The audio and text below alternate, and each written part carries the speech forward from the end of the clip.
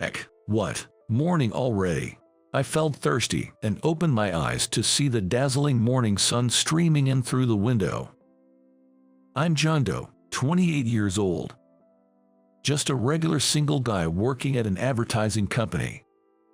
Yesterday, we had a company party. Perhaps I drank too much, I can't remember anything. I managed to wake up my lazy body, which still had some alcohol left in it, and looked around to find my tie and bag carelessly tossed on the floor. Perhaps I had let loose a little too much, being our first party in a while. With a pounding headache from the hangover, I stood there in a daze when suddenly my cell phone rang. The call was from my colleague, Bob. "Hey John, good morning. You okay after last night?" Bob's voice on the other end of the phone sounded like he found something amusing. Maybe I messed up after all. Honestly, I'm a bit dizzy with this hangover. I can't remember anything from last night. Did I do something weird? No way. You don't remember doing all that. As the truth unfolded from Bob's words, my face turned redder by the minute. At last night's party, I met our junior colleague, Emma, after a long time. She was a sweet 24-year-old woman, a junior in the department I used to be a part of. However, for some reason, I had been keeping my distance from her. Apparently, Emma didn't find it amusing, and took this opportunity to approach me.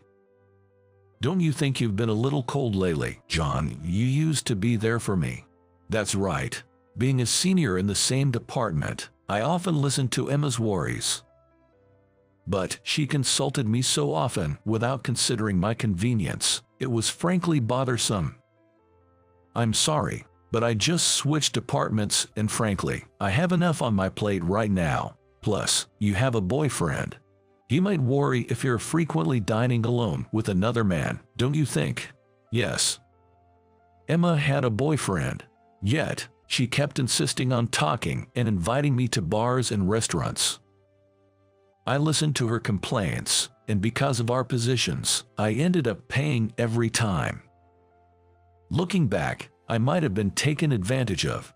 In the past, however, I was swallowed up by her strong pace and was at her beck and call. Tonight, however, I managed to express my intentions with the help of alcohol. I drank too much due to the tension, and my memory cut off from there. According to Bob, she seemed clearly discontent with my words. "So, you won't listen to me anymore, John?" "That's right. I think it's for the best." Even to an outsider, Emma seemed too persistent. I was getting tired of it. Then she provocatively said, "You refuse smart talks, but you're often out with department head Catherine, aren't you? Isn't that unfair? She's indeed beautiful, but somewhat aloof, and she's 9 years older than me." "Oh, you're not by any chance attracted to Catherine, are you?" "Don't badmouth Catherine." According to Bob, I abruptly cut her off by slamming my beer glass on the table. Emma, who only knew my usual calm demeanor, was taken aback by my sudden change. But the surprise didn't end there. Incredibly, I made a shocking statement at the party. "Yes, that's right. I love my department manager. You just don't know it, Emma. The manager in reality is really cute. Who cares if she's older? Who cares about her position? I love her. I can't stand it. I'm crazy about her." Just saying it was enough to make me blush, but what was really bad was that at that moment, the manager was standing right behind me. She was late to the drinking party because she had errands that day, and she came at the absolute worst possible timing. After that, I drank too much and blacked out, fell on the spot, and Bob somehow got me home by taxi. Listening to the whole story made me despair at my own reckless behavior, but Bob seemed to enjoy it till the end. To be honest, the way you interfered, Emma, ruined the fun atmosphere of the drinking party. Listening to what you, John, said felt so refreshing. Maybe the manager was happy to receive a once-in-a-lifetime love confession like that. No, there's no way, right? If it's just me embarrassing myself, it would have been fine. But to even get the section chief in trouble is another story. This situation developed, but the trigger goes back 6 months ago. When I was transferred to the advertising department, the manager of the advertising department, Catherine, became my immediate boss. She is 33, 5 years older than me, and single. She has beautiful dark brown glossy hair tied back and beautiful features with cat-like eyes shining in a deep brown color. She stood out even in the office. Not only her work, but also the way she dressed in a suit on her slender figure was dazzling, and she had many fans in the company, regardless of gender. I was glad to be able to work under such an excellent person, but it seemed that she did not have a good impression of me, and actually said this to me. "John, please stop messing up the relationships within the department. Currently, it seems like you're having a relationship with a female employee who has a boyfriend. Apparently, she thinks that I'm having a relationship with Emma. But as I mentioned before, I was just listening to her story. I tried to explain the details, but she said, 'That's enough,' and cut off my explanation, so the misunderstanding was never cleared up. Actually, I've been approached by many women besides Emma for advice on their problems. I'm not popular with women, I'm just valued as a conversation partner. I myself thought that I might be in this role for the rest of my life, and I was about to give up on romance. The last time I dated a woman was 7 years ago when I was a junior in college. That was when I was a junior in college. My ex-girlfriend Nancy suddenly said, 'I've found someone I like, so I want to break up.' I was shocked, but Nancy proposed. I don't want to be lovers anymore, but I hope we can be good friends. I feel very calm when I talk to you, John." As for me, I couldn't hate Nancy, so I said, "Let's do that," with a smile. Looking back now, I was just pretending to be tough, and I might have wanted to show her my good side.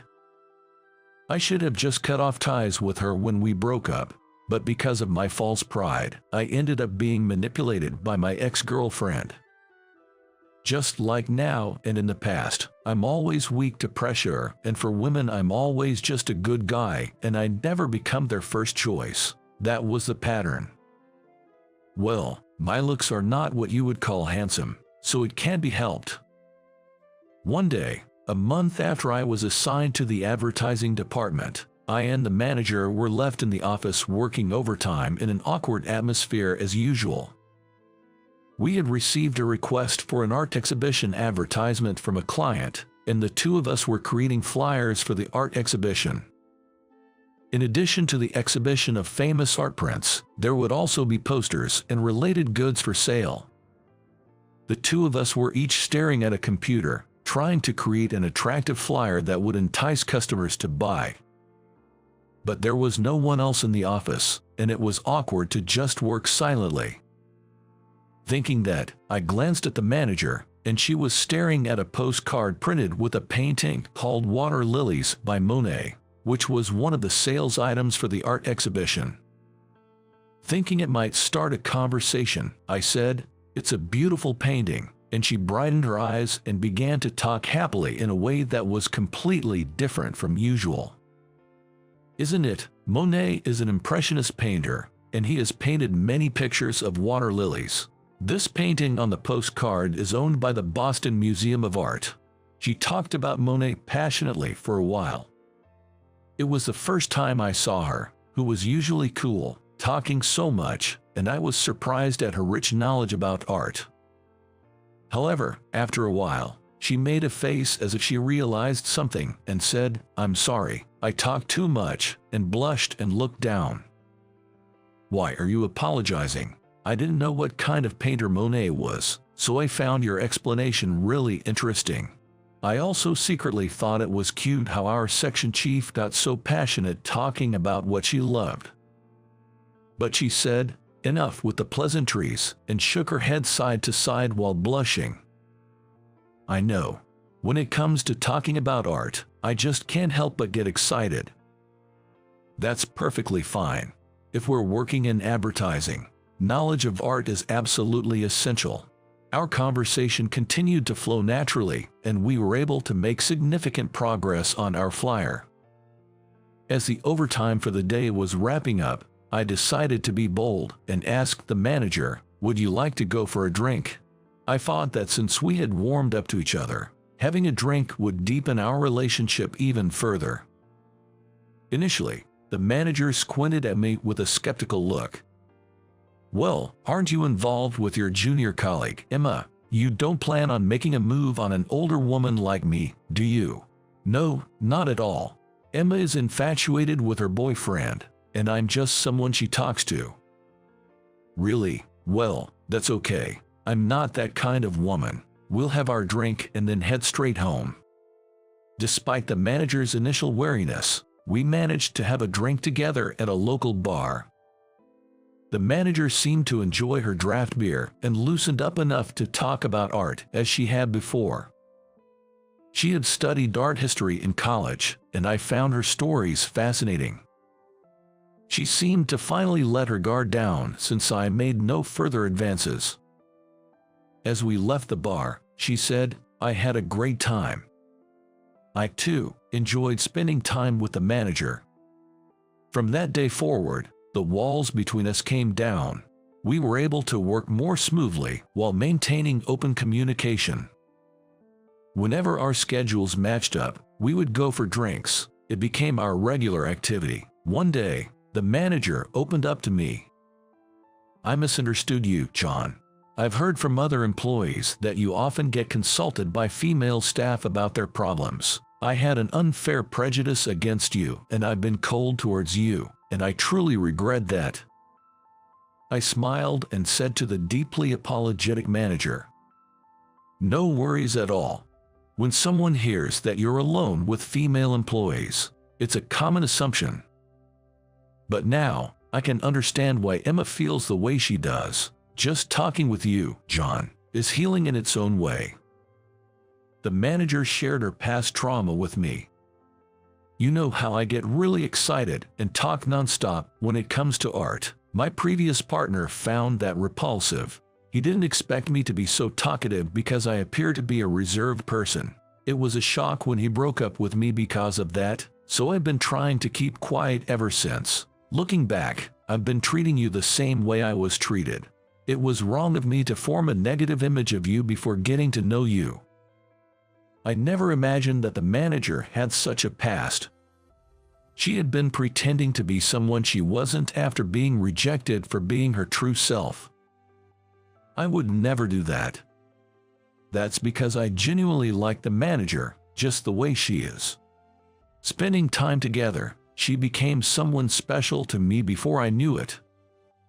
"Catherine, I think you're incredibly charming just the way you are. We've managed to understand each other like this, so let's let bygones be bygones. Please, I'd love for you to continue sharing about art with me."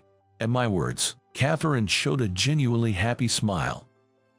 "Because you're such a good listener, John, you also satisfy my frustrations. I've been holding back for so long, so I'm really grateful. But recently, I've been a little worried about you. You've been frequently asked out by Emma, and you're paying for her meals, aren't you? I think it's a bit different if you listen to her concerns once in a while."